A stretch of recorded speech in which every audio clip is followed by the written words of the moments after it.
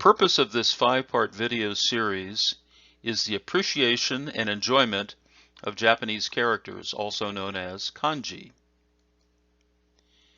It will be at an intermediate level of complexity, but I believe that beginners will be able to get something out of it as well. One area that may be useful for you is to be familiar with the katakana and hiragana, that is, the Japanese phonetic symbols. The characters used in this series will be taken primarily from the Danzan-Ryu Jujutsu curriculum. And the sources that I used in producing this series are, number one, the Japanese Word Processor, or JWP, which is a freeware available on the internet, and also the new Nelson Japanese English Character Dictionary by Charles E. Tuttle Publishers.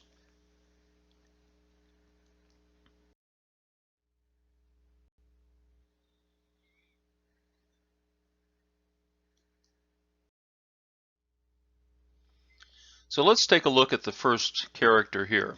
In each of these characters that we'll see, the first thing I want you to do is to take a look at the character and just imagine what you see. Remember that all of the characters in Chinese and Japanese are pictograms, that is, they are pictures of something. So, what do you see here?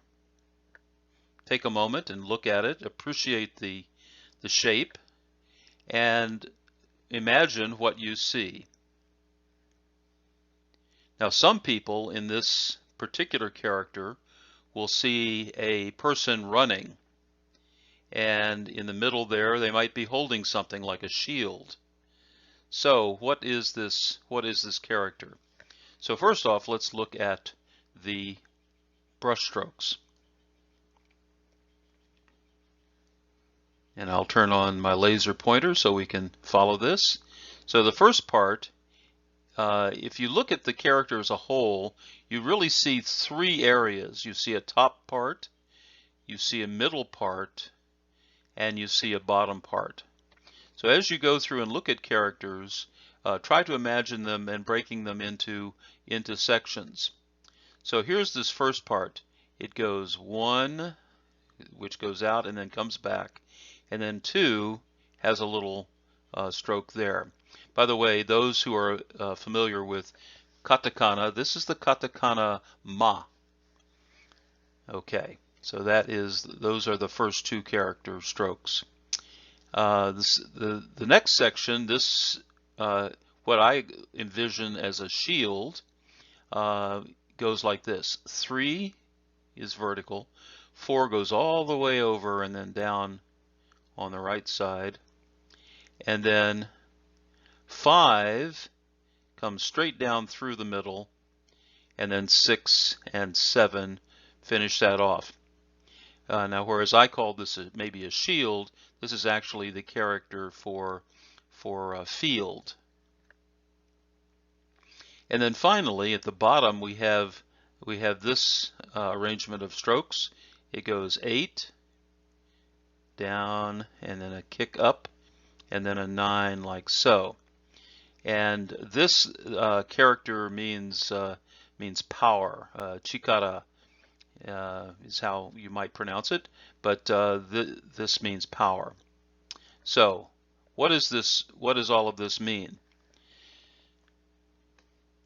Well, first off, how do we say this character? And in Japanese, there are a couple of different ways that each character is voiced. One is, how did the Chinese, from which these characters came from, how did they say these characters? So there will be, first off, a Chinese adaptation of the way that it is pronounced, and typically that's done with that's written in katakana, like so. And so this says you, that is you with a oo sound after that, so it makes it a long oo sound. So you, and that's how you might say this character from the Chinese adaptation, or onyomi is how that's pronounced. The next way is what's called the kunyomi, or those pronunciations from Japanese origin. And in this case, it may be pronounced isa, and then in parenthesis mu. The parentheses indicate that this ending might change depending on how it's used, and we'll see that it is indeed changed for our example. So isamu is how this would be pronounced from the Japanese origin, or the kunyomi. So, what does this mean? Well, it means bravery or courageous. And how do we use that as an example? And we'll take our example from Danzan-Ryu. One of the techniques that we do is called Isami Tsuki Nage, which means the brave thrusting throw. And here you notice in the here is the isamu, but we use the mi ending as an adjective for this term. So here you have an adjective, and thrusting would be an adjective, and then we have the noun nage, to meaning to throw. So there is an example of isamu.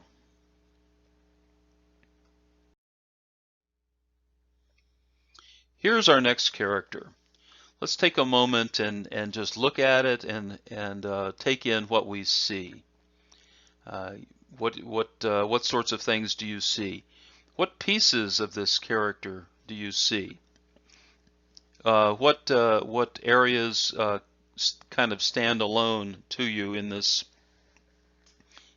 picture? Well, for me, I see 4 distinct areas that we might look at. You may see these differently. I'm just going to show you how I would look at it.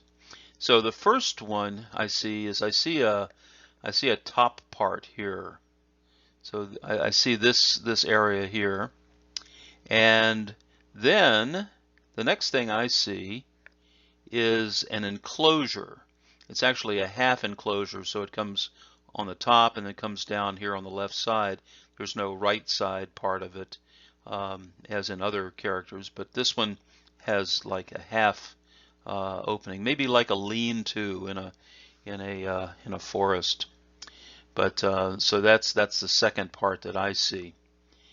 Then the third part I see is this kind of, it's a cross, but it's got a bent bottom part here, and that's the kind of the third thing that I see. And then finally, I see these 2 things here, 2 brush strokes, one kind of going off to the left and one kind of going off here to the right. So, wonder what these mean. Well, let's take a look at the actual brushstroke order, and we'll maybe learn something from that. Okay, here we see the individual brushstrokes numbered off. We go 1, 2, then 3, 4. So the 4 goes across and has a little hook at the right side. 5 and 6, and then 7 and 8. Okay. Well, it turns out that each one of these 4 things that I mentioned has a name. It can be a radical for other characters, but each one of these pieces has a radical name.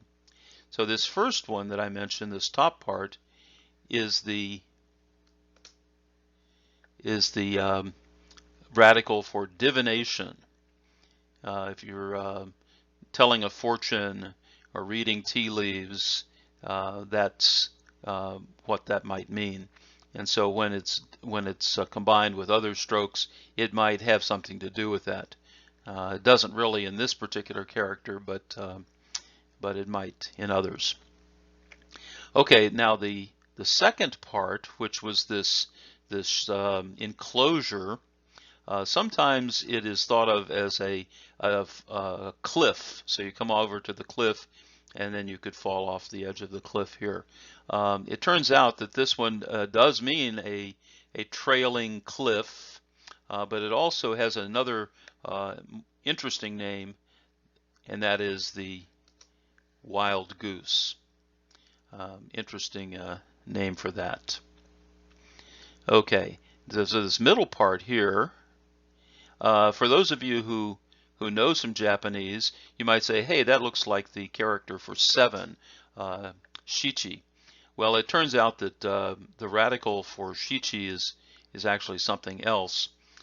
This together, these two strokes, are the radical which stand for spoon. So that's those two there. And then finally, what did you see with these two characters? Did you see a picture of something? And it turns out that those represent human legs. So if you think about something or someone walking along, that's the character that you might use for that.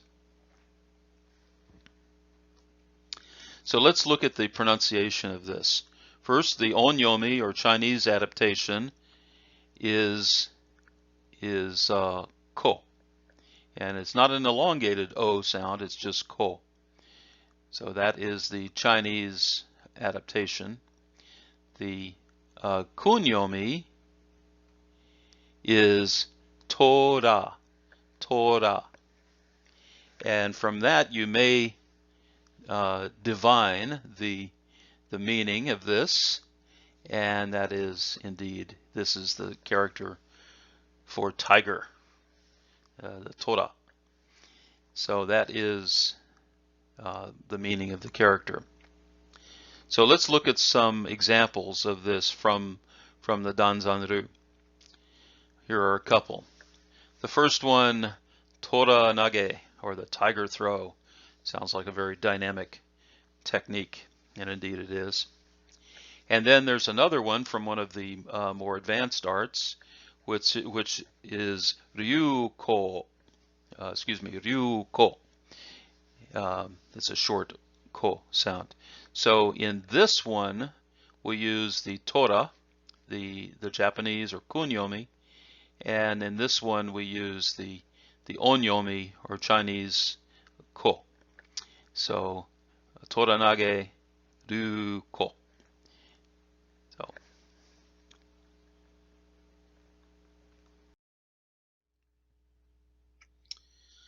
all right, here's a very interesting looking character. What do you see here? I think everybody sees, everyone who uses Western Latin-derived language will see, of course, the letter R. What does this thing mean? Okay, very simple character in terms of strokes. Let's take a look at the brush strokes. All right, we have first 1, which goes over and down like so, and then 2, and then 3, and then finally we finish it off with a stroke coming down, a sweeping stroke for 4. By the way, the first 3 strokes, 1, 2, 3, represent a flag. If you take away that 4th stroke, you could see a flag flying in the breeze there. But that's what this stroke means. Okay, so let's look at some of the pronunciations. The onyomi of this is as follows. Now, the way you read this is shaku. The first katakana here is shi, but then there's a small and subscripted ya. And when you see that in Japanese, you don't say shi ya, you say sha. So it's sha, and then the third katakana is ku. So this is shaku. Shaku. Now, sometimes in Japanese there isn't a kunyomi, but there might be what's called a nanori. And these are pronunciations that are used strictly for Japanese names. And we'll see one of those, not in this particular character, but later in another character. But the nanoris are reserved for Japanese names. And in this case, if this were used in a Japanese name, it would be pronounced seki. Seki. So there are the hiragana for seki. Okay, so what does this thing mean? Well, it means the Japanese foot. Now, it's not the foot on the end of your leg. It is the measurement foot, which is basically a little less than a standard English unit or imperial unit foot.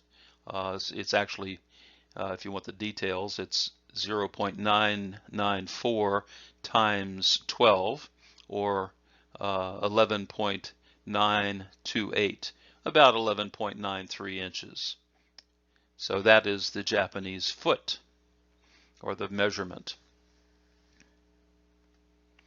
So how do we use this in some of our Danzan-Ryu names? Well, here are a couple.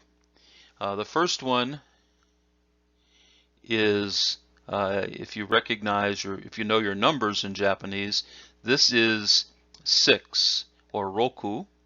So this is rokushaku, or 6 foot. Bo, stick, the 6 foot staff, if you want. And furi, so rokushaku bo furi. Furi means to shake or wave or twirl. And so this is how to twirl the 6 foot staff. Rokushaku bo furi. That appears in our Kiai no Maki list. And then here's something from one of the more advanced lists, and this says Hoku Shakuzawa. Hoku Shakuzawa.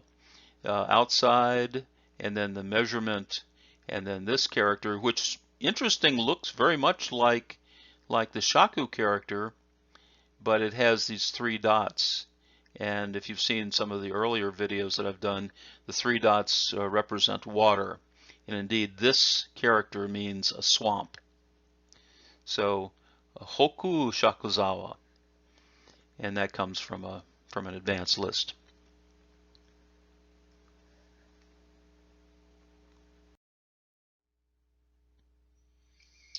Alrighty, here's a very beautiful character. Let's just take in the picture here. What do you see? You might see almost, when I first look at this, I almost see a sunburst where things are going in all different directions. They're going up and to the right, up and to the left, down and to the left, down to the right, and it's just almost an explosion of shape. So let's take and also in looking at the character, you want to divide it up into parts. You might say, well, I've got this upper part here, and then I've got something coming down and enclosing something here, and then I've got this piece right here, which, if you know some basic Japanese, you should instantly recognize what this is, and we'll get to that in a minute. But so basically, you have this upper part and kind of enclosing partly this lower part. All right, what are the brush strokes? The brush strokes go as follows: 1, 2, like so. And then you might be tempted to do these, but the horizontal strokes come first. 3, 4, and then these 2 sweep down through them. This one goes through both of them, And this one actually starts at the first horizontal stroke and comes down like so for number 6. And then you have this thing on the inside, 7, 8, 9, and 10. It comes down with a little kick at the end. And you may recognize that this means hand. Oftentimes, characters' meanings will, you'll see part of their meaning contained within the character themselves, and we'll see in just a moment that that's true for this one. Okay, so let's look at the pronunciations. The onyomi is ken or gen.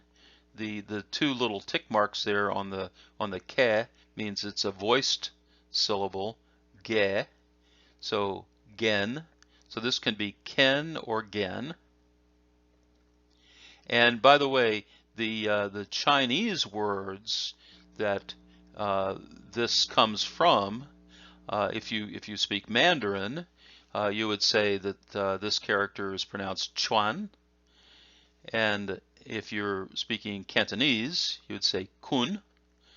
So it kind of sounds like ken, kun, ken, chuan, but that's how this was adapted from Chinese into the Japanese pronunciation.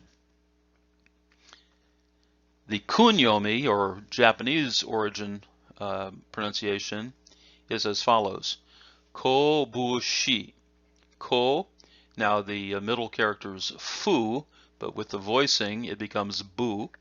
So kobu and then shi at the end. Kobushi. And the meaning is a fist. Okay, and for those of you who know some martial arts, and you go back to the Chinese, Tai Chi Chuan. The Chuan means fist. Tai Chi Chuan literally means the great ultimate fist, or grand ultimate fist. And then Kun, more recently, has been used in Jeet Kune Do, the way of the intercepting fist of Bruce Lee. Okay, so how is this used in Danzan-Ryu and actually one other place? So here I've written 3 phrases, each containing the word for fist, or the character for fist. Now, before we look at them individually, I want you to look at each one and try to locate the character for fist. So take a moment and look at those 3 and see if you can recognize where it is. And there you go. That's where they are. So the first one here is pronounced Genkotsu Otoshi. Genkotsu Otoshi. And in this case, it uses the gen right here. And so Genkotsu Otoshi. Literally mean, and kotsu means bone, so together genkotsu can mean also fist, so this means fist drop. And then the next one is kobushi shime. Kobushi shime, fist, and shime means constriction or strangle. So this is off of one of the advanced boards, and it means basically a fist strangling or fist constriction. And then the third one, although it doesn't literally come from one of our techniques, it does come from some writing in the Mokuroku, or scroll catalog, and it says Kempo. Kempo. Now, an interesting thing about this this term, which has gotten some maybe a little bit of controversy, is that the N sound here in katakana and here in hiragana, the n sound, ke n, ge n. And if it were in hiragana, this would be the same thing. The n sound can sometimes in Japanese be pronounced as an M sound. So sometimes we have the n sound and sometimes we have the m sound. And it doesn't have anything to do with the meaning of this term or the term that's being used. It only has to do with what comes before, what comes after the n sound, and how it sounds proper to the Japanese ear. So here, kenpo would not be pronounced kenpo. The n sound, for instance, if you're talking about sword fighting or bamboo sword fighting, you might say ken-do, but you don't say kem-do. That just doesn't sound right. So another good example would be if you're talking about the word for newspaper, you say shimbun, shimbun, and that means newspaper, like a daily newspaper would be the Mainichi Shimbun. And so there they use the m sound. So sometimes the n is used and sometimes the m is used. It has nothing to do with the meaning. So ken-po and kem-po, there's no difference in meaning. In fact, the ken-po should not be used that way. It should be kem with the m sound, po.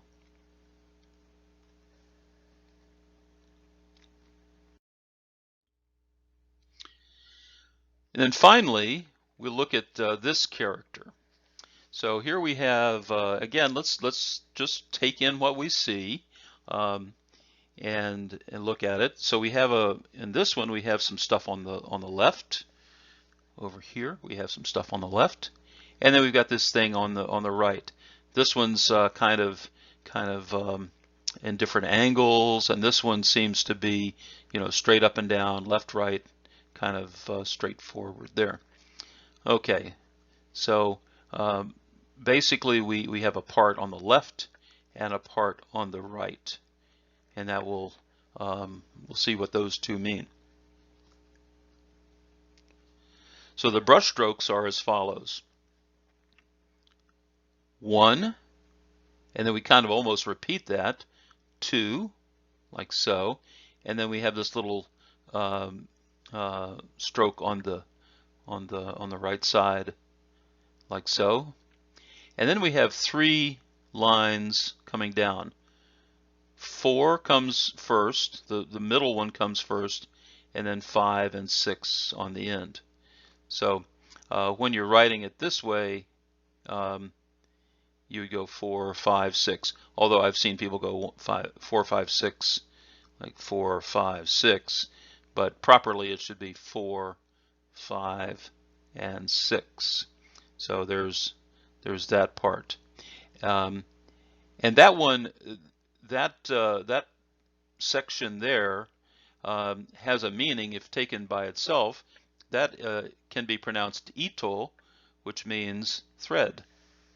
So if you hear the word ito, that's what that means. Means thread, or a long thread sometimes is how it's used. Okay, now the second part of this character, 7, 8, 9, pretty straightforward. This one comes straight across, 8 comes straight down, 9 goes across like this.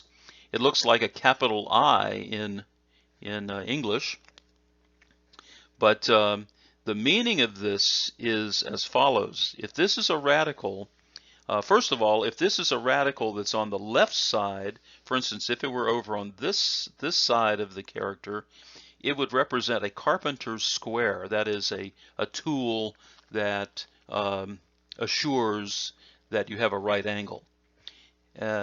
But in this case, it's on the right side of the character, and it represents simply the katakana e. So in katakana, when you write the vowel sounds, if you will, the a, u, o, this is how you write in katakana. So 1, 2, and 3. So that is the katakana As an interesting side note, when you're learning your kana, both the katakana and hiragana, what I found useful is to get picture associations with the pronunciation. And so one way that I learned this one, the katakana is if you look at it, it looks like the way that the doors on an elevator close. They close, this way and this way, and these could be the doors of an elevator, the doors of elevator, and so that's how I remembered the katakana is it looks like an elevator. You may learn it a completely different way, but whatever works for you. That's how I learned it. Okay, so how do you pronounce this character altogether? The onyomi reading is ku or ku. Excuse me, ko or ku. So it's a long ko or a short ku, and so that's what the Chinese reading would be. This is ko or ku. The kunyomi of this, well, there are several. There's be ni. Now this hiragana is he, but when you have the voicing symbol there, the two little tick marks, it's be.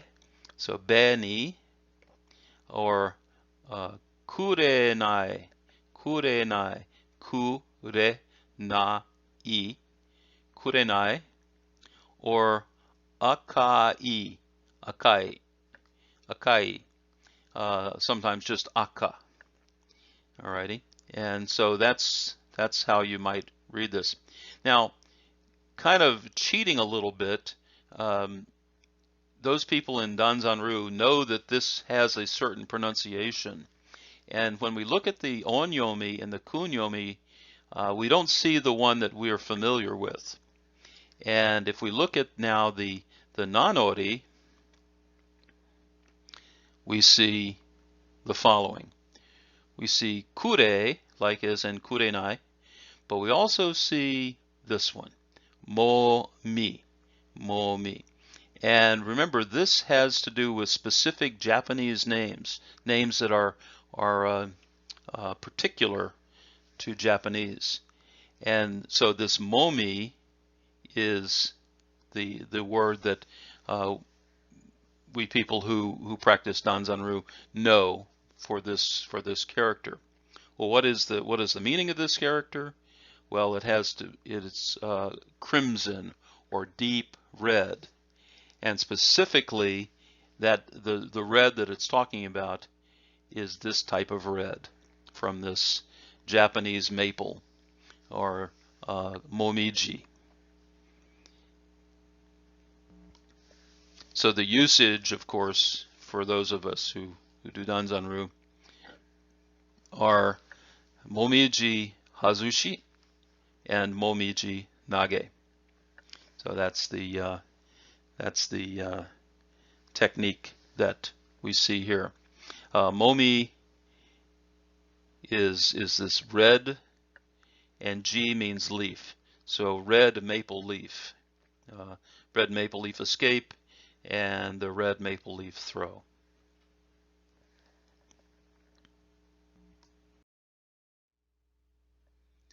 I've written several books on Danzan-Ryu related topics, all the way from philosophy to techniques, to writing, and even historical applications. If you're interested in these books, I hope you will visit Amazon.com and pick up a copy.